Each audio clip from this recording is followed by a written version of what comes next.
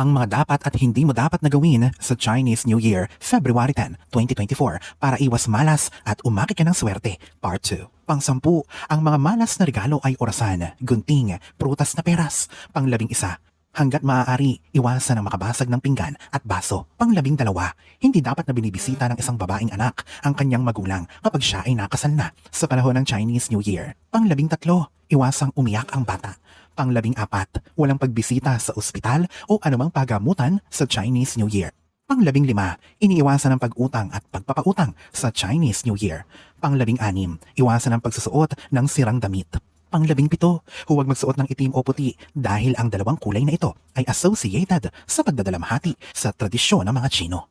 Pang-18, mula una hanggang sa matapos ang Chinese New Year ay iniiwasan ang pagkatay ng hayop. Para sa kabuuang detalye, i-click ang link ng buong video sa ibaba o bisitahin ang aming official YouTube channel